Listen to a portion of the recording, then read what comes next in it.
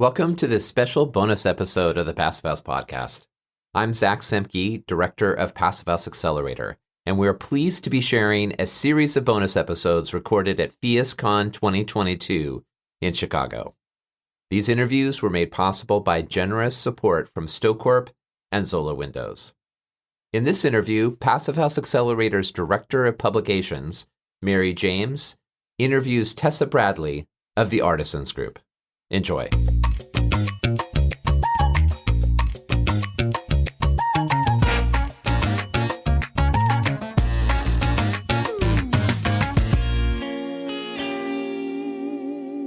Well, welcome, Tessa Bradley, to the Passive House Accelerator podcast here at Phius. It's exciting to see you, and you have been a part of Phius for a long time. Yes, from almost the inception. Yeah, just shortly thereafter.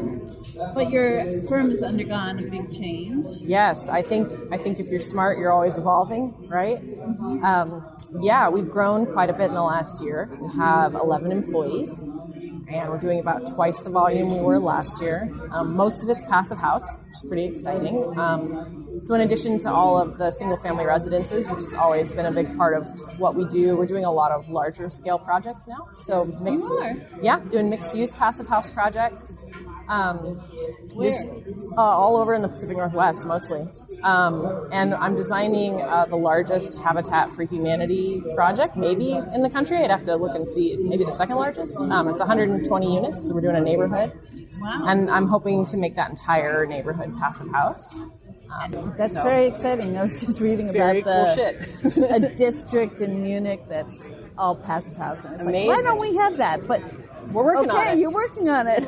So where is this going to be? That's going to be in Olympia. So it's a private-public kind of partnership in the sense that the lot is being provided by City of Olympia. It's a 10-acre lot in like a sort of a neighborhood density area.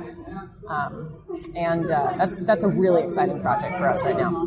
We're going in for land use pretty soon, and Wow, that's intense. We're kind of figuring out the like metrics and the costs of the passive house piece of it.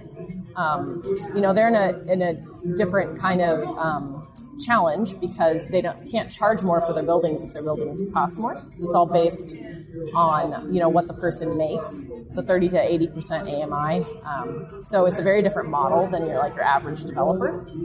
So kind of figuring out what metrics matter the most to them has been pretty interesting. So I know you've done a lot with prefab, and I'm not. Are there going to be prefabricated components? They very well could be. So you're not quite there yet. We're not quite there yet. We're in really early, pre-design stages. We have to figure out the most cost-effective way to deliver the project, and that very well. I've had some conversations with our preferred prefab company, Collective Carpentry, so we are in discussion about it, and I think it'll really probably just come down to the financial metrics. But the project is at a scale that's quite large for Habitat, so they need a way to deliver the project, faster than their usual process. So there's a lot of moving pieces right now. Right, because all the Habitat projects I've heard about there's a large volunteer labor component to getting them built.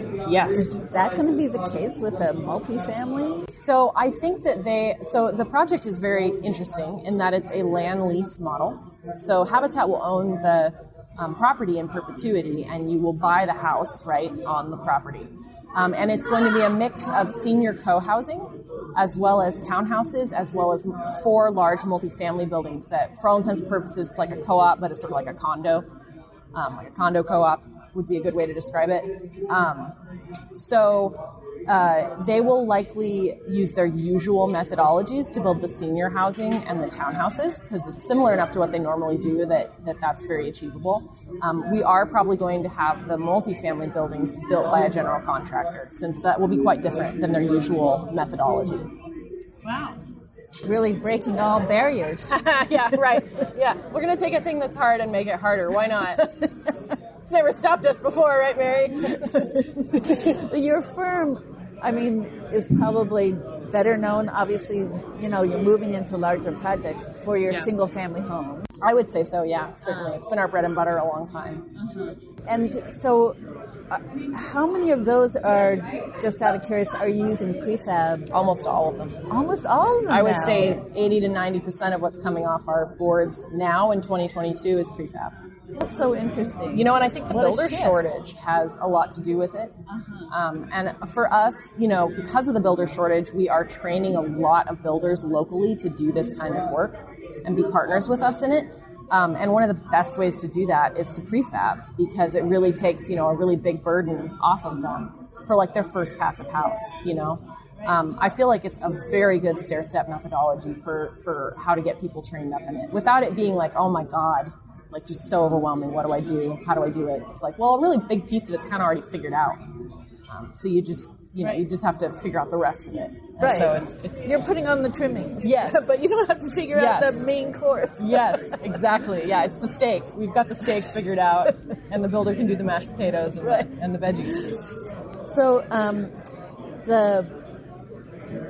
has this taken a shift for you in how you design the buildings and how you get your other employees sort of up to speed on working with prefab? How has that been for you?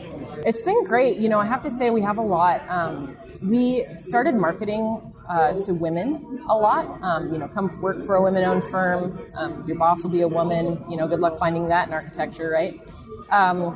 And I feel like women are such an untapped resource in our industry that we actually haven't had problems hiring. We have people beating down our door to work for us. And I feel like all of our competitors are having trouble hiring. So that's been a really wonderful, unique blessing in our little niche. And then, getting people trained up in passive house. Gosh, we're so focused on it. It's such a big part of our firm that I feel like, everyone from the fresh out of college architect in training that's on staff to our really experienced staff that's done lots of different kinds of projects. I feel like they're all learning something new about passive house all the time. Because I know I am, and my co-principal, Rusa, who I own our company with, she is. It's amazing. You never stop learning in passive house, I feel like. That's so exciting. And it's, I think, encouraging for people who maybe are just getting into it and, kind of struggling with how to create the right details. It's encouraging to know that it's not just you struggling. There's always new topics to explore. I just feel like even though I've done so many prefab passive houses at this point, I still run into like that new condition where you're just like, what the hell? Yeah, how did this happen? And why is it like that? And what do I do about it? It happens to everybody, no matter how much experience you have. That's great. It's not a formula that you can apply. The minute you solve it, you're going to create a new problem you haven't solved yet, Well, that's great. I think, curious people are drawn to passive house. So yeah, right?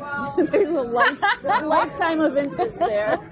It's like a way to pre-qualify all of your favorite people into a group, right? Yeah.